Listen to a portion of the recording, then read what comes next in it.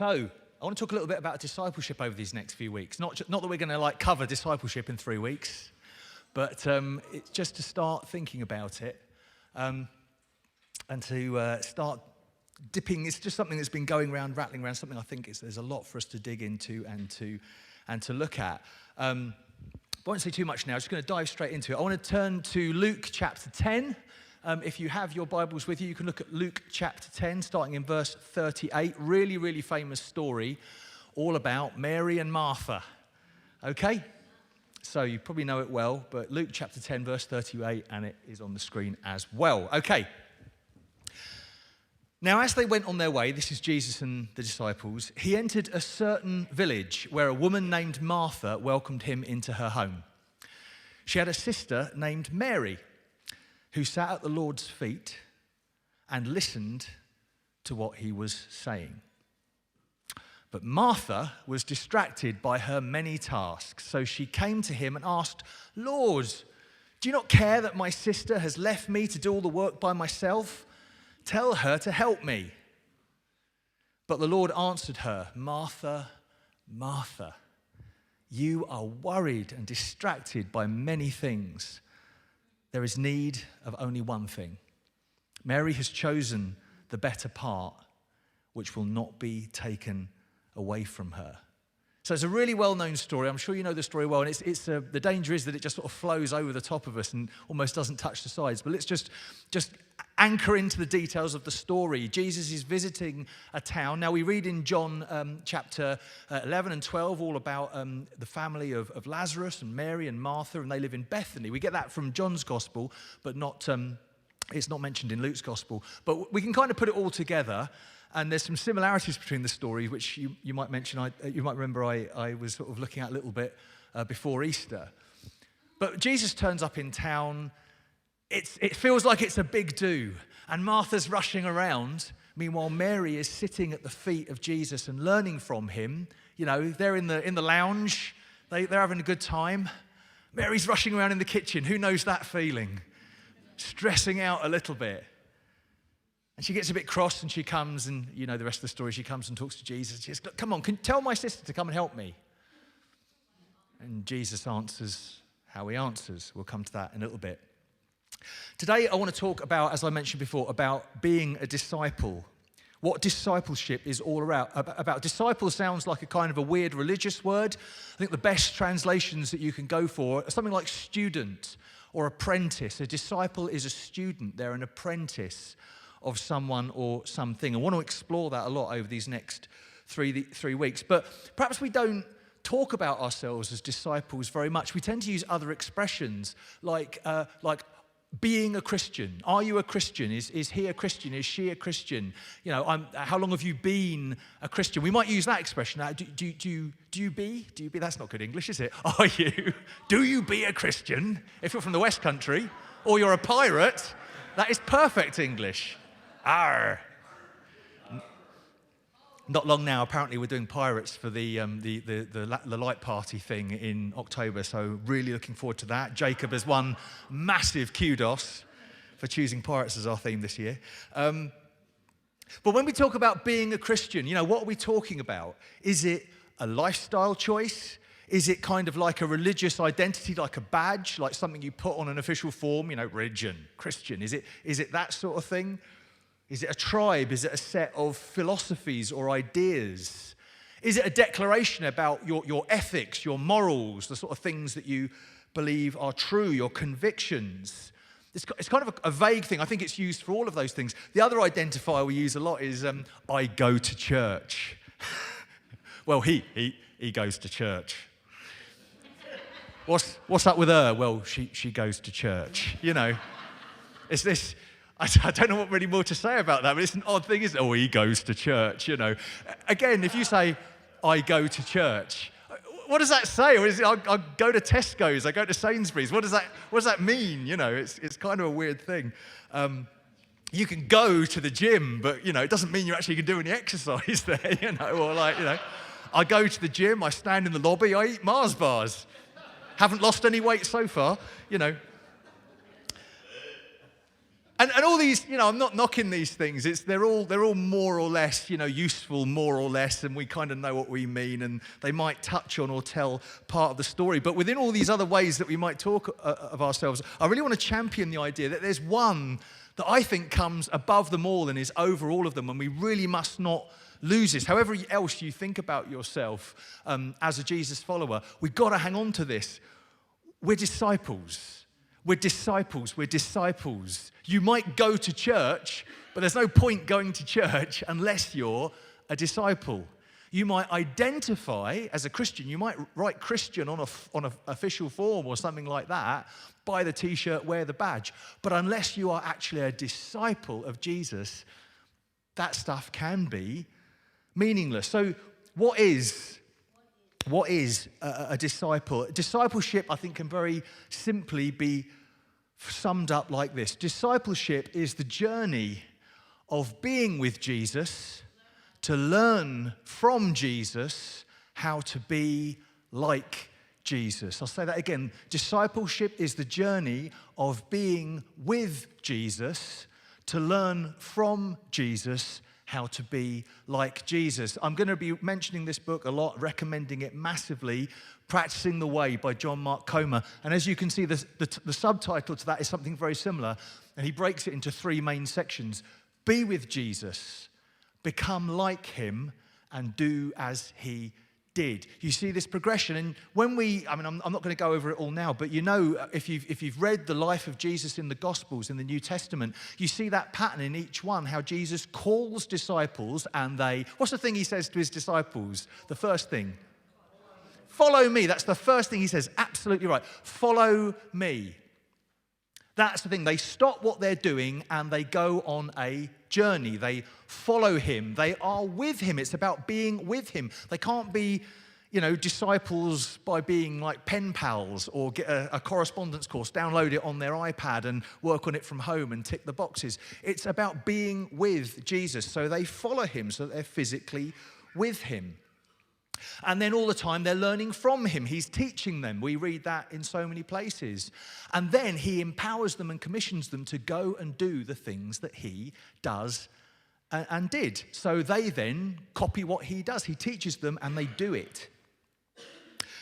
This is absolutely crucial for us. As I say, I want to be focusing on this a lot. It just feels like it's a real season because in all the kind of morass of things that confuse churches in these days, I think discipleship is like a pole star. It's like a compass bearing. Just hang on to that. And a lot of these other things that generate a lot more heat than light normally, a lot of these things that are generating that heat actually become quite simple when you just think, hang on a second, am I being a disciple here? What's the journey of discipleship here? Is this person trying to be a disciple? How can I support them in that? That keeps us on, I think, the straight and narrow. And I think it's something like the idea of being a Christian being a disciple when that's lost and that's obscured by other things like I go to church or being a Christian. I think that's where we can get ourselves into a little bit of bother. Because the emphasis of disciple isn't on a place that you happen to be at or a box that you tick on a form or any of those things. The emphasis of being a disciple is all about the journey. Other concepts can be static. You could go to the gym for years and see no transformation at all just by simply being in the building if you're not doing the right things when you're in the building. In the same way, you can go to church for years, but if you're not putting that stuff into practice, if you're not kind of learning anything, if you're not growing in that environment, then you're just in a different building. That's all it is. Student, the word student, go back to what I said, student and apprentice. I think these words demand different questions, because if you've got a student or an apprentice, if you've been a teacher, or maybe you've been in an education context, or maybe you've had apprenticeships or apprentices in your workplace, or you've been an apprentice, and there's going to be that question, is he learning anything? We've had this apprentice on staff now for a year. Is he exactly the same as he was a year ago? This student that I've been teaching in my class, has she learned anything? She's been learning, let's say you've been teaching them French. for a year.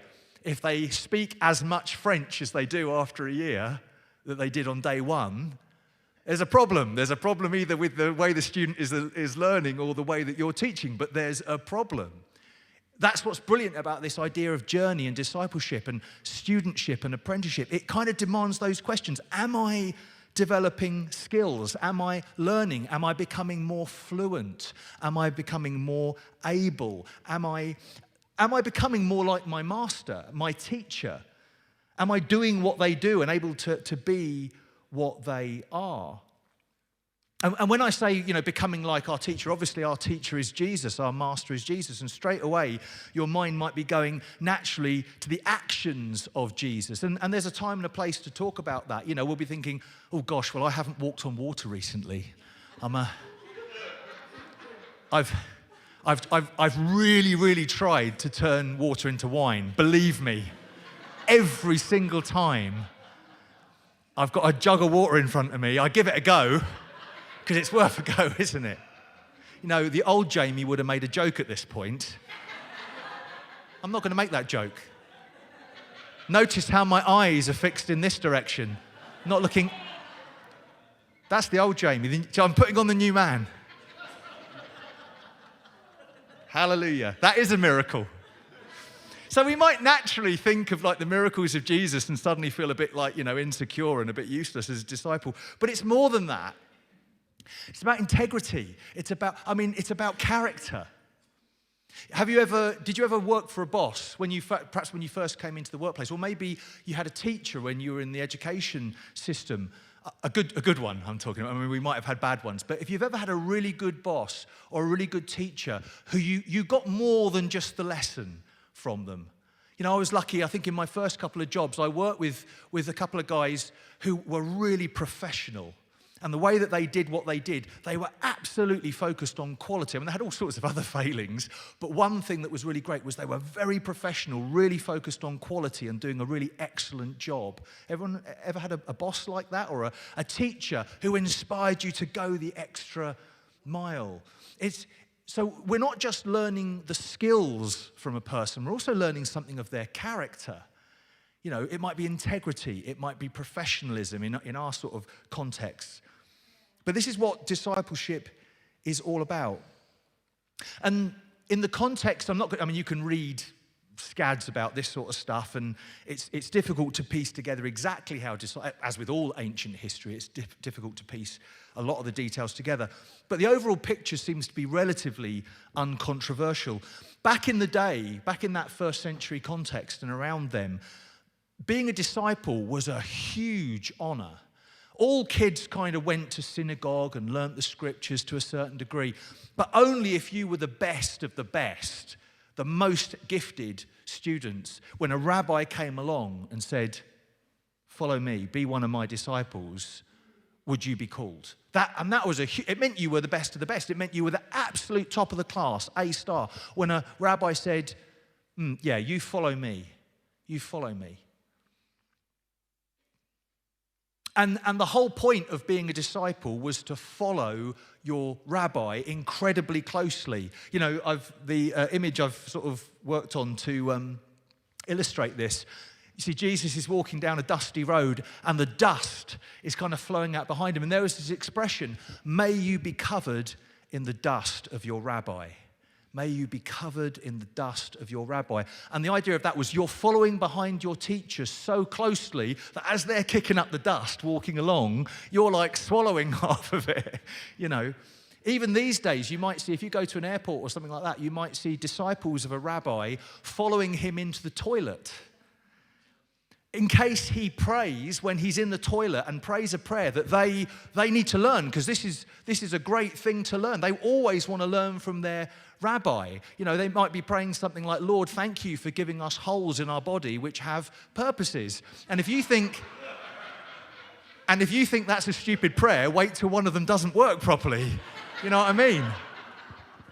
It's a very good prayer.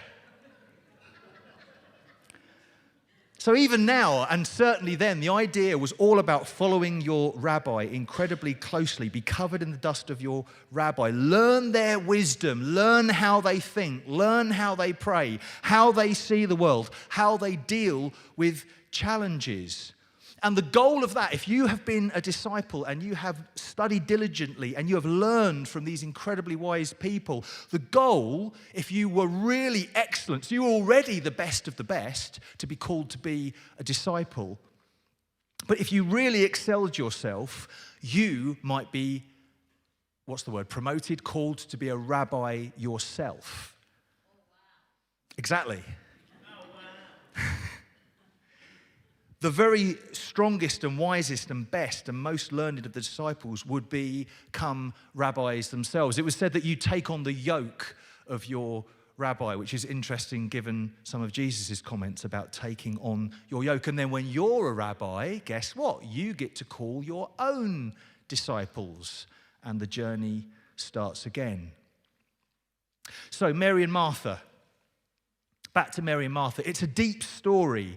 It's a real favourite. If ever you do spiritual direction or anything like that, this is a real favourite story because there's so much. It seems like a really simple story, and maybe you've heard it as a simple story, but it's a deep one. It's a real deep one. Sometimes it's been used to contrast between the activist and the contemplative type of tradition. So Martha's your classic activist, going out doing things, running soup kitchens, getting busy, doing stuff, activism in the Christian walk.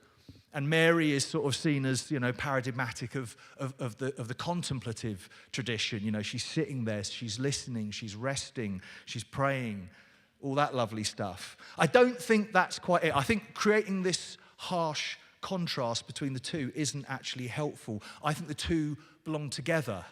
The activist, the busyness, and the contemplative, the resting, the praying, the soaking in the presence of Jesus. They're absolutely two sides of the same coin. You actually need them both. It's more than they just complement and reinforce one another. They give context to one another. Trying to separate them actually leads to a distortion. People might say things, this was an expression that was going around, I think, back in the day, but we're human beings, not human doings. Anyone ever heard that one? Anyone ever used that one? We're human beings, not human doings. It's one of those clever little pithy statements that sounds clever until you actually ask one more question. It falls apart instantly because our being is kind of defined by our doing. If our actions don't back up our being, then our being is hollow. It's, I'm a really kind person. Yeah, that's my being. I just never do any kind things. Yes. I'm a real, fitness fanatic. I just, never get off the couch. The being is defined by the doing. And the two are they're intrinsically linked. It doesn't kind of really work. That's what's brilliant about Renew. What I love about Renew and the whole Haven project here is that the two come together so beautifully, because you could say it's the classic activist thing. We have people in and we have a cafe and people are doing jigsaws, and it's a classic sort of social gospel thing to do.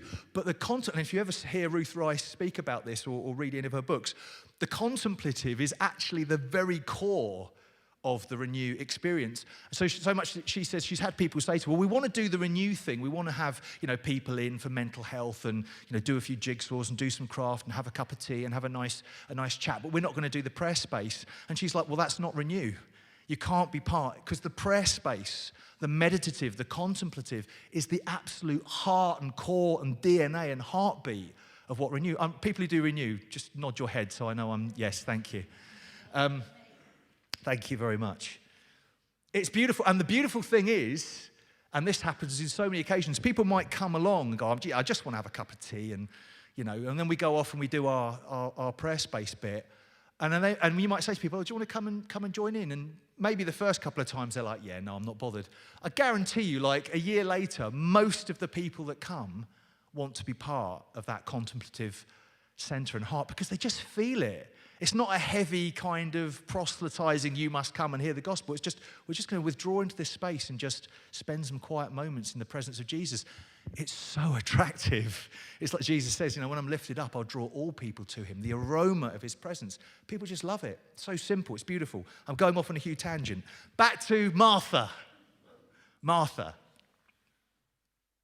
I think Martha is serving Jesus in her beautiful activist way, and there is nothing wrong with that.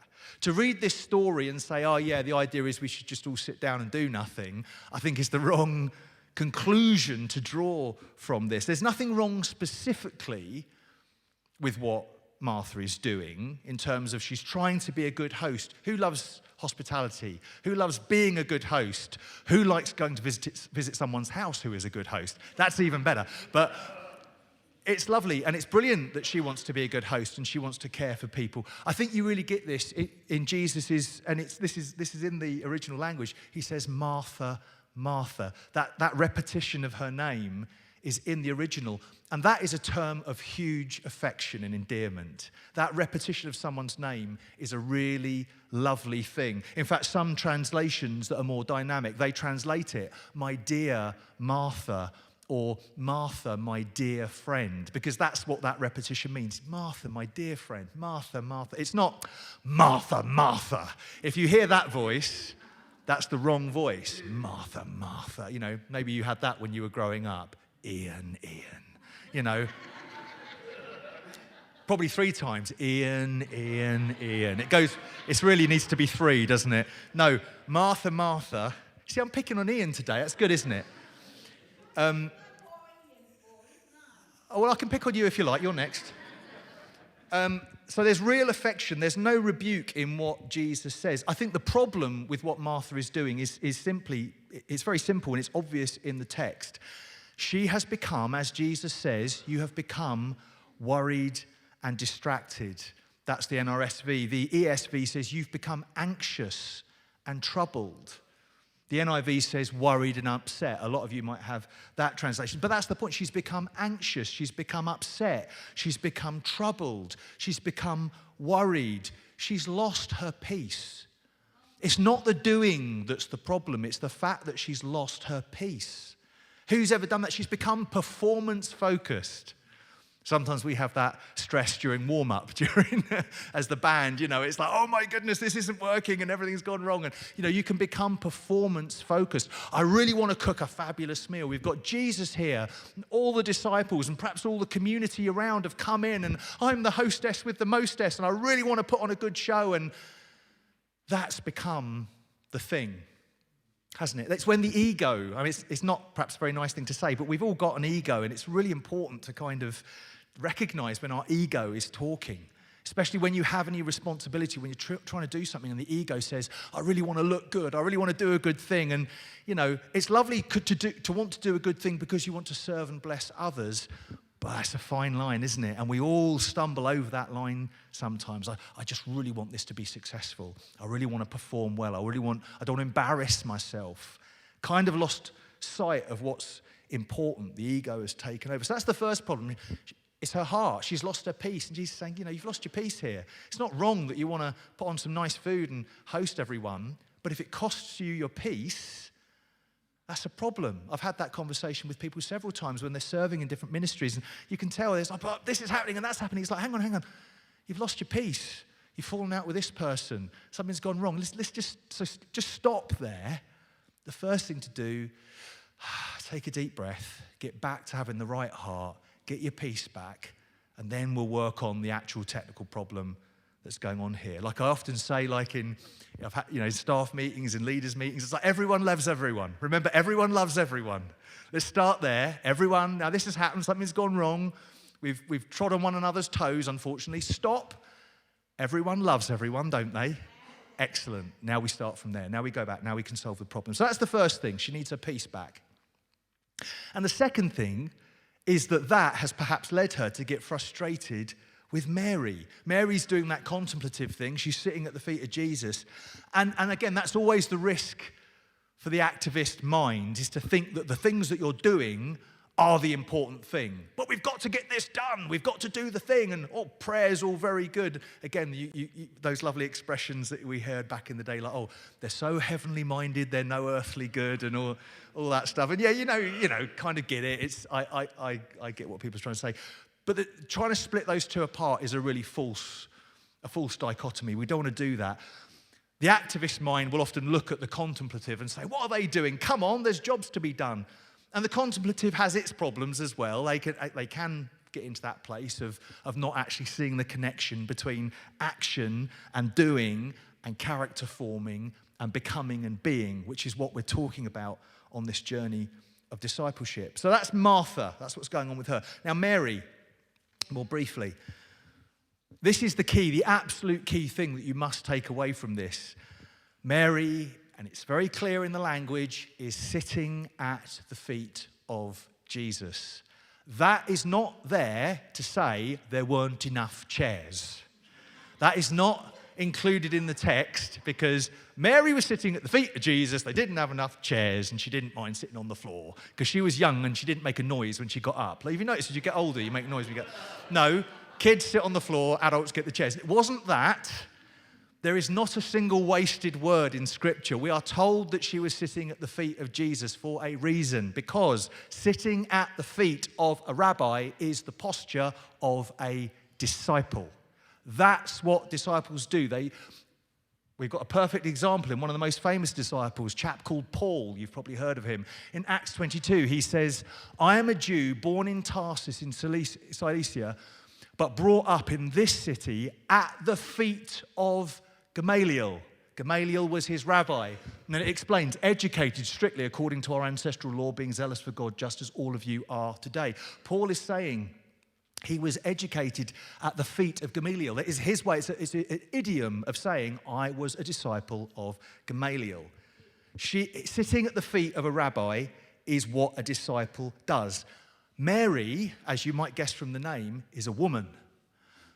She's a woman. Is there a woman in here? Sorry, I'm not going to do that. She's a woman sitting at the feet of a rabbi. She's a woman taking the place of a disciple. This is radical. And Jesus absolutely endorses her from his words. She's not going to be taken away from her. Maybe that's what gets under Martha's skin a little bit. What's she doing here, making a spectacle of herself, doing the posture of a man as a disciple at your feet when she should be helping me in the kitchen? And Jesus absolutely, categorically, no questions asked, clearly says she can be a disciple. But there's more. Because remember, a rabbi took disciples not just so that they would learn from him, but so that they would learn to be like him, to do what he does.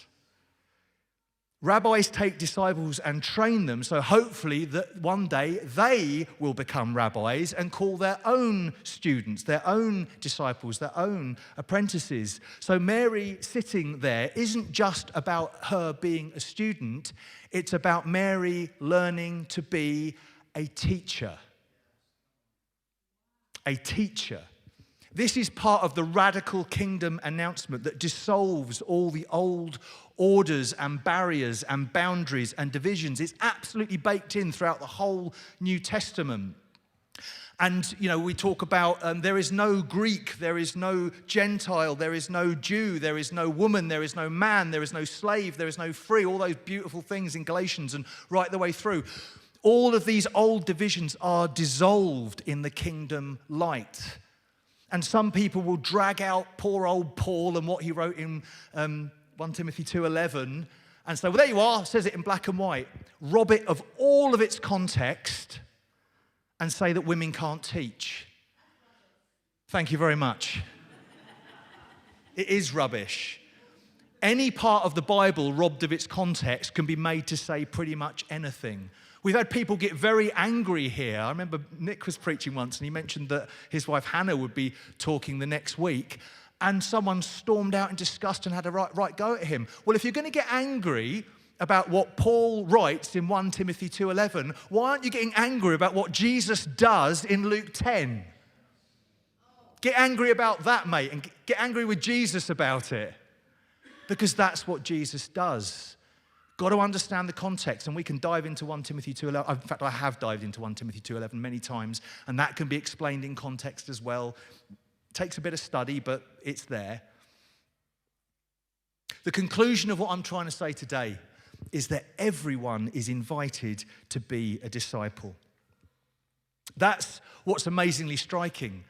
Mary kind of models this for us beautifully, breaking all the rules and the expectations of that time to sit at the feet of Jesus. But look at the rest of the 12.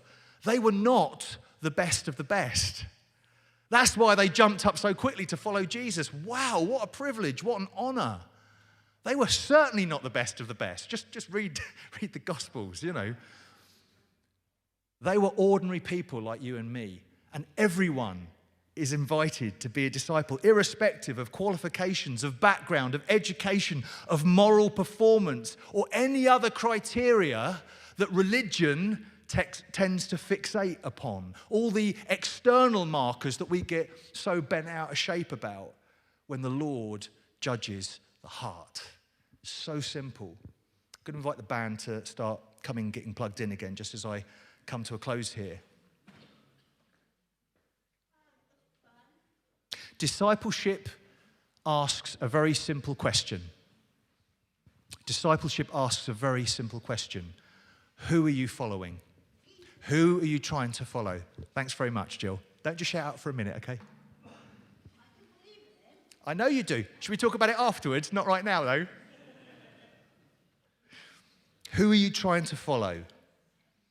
That's the simple thing. When you're asking about discipleship, it's who are you trying to follow? And then church becomes a very different thing.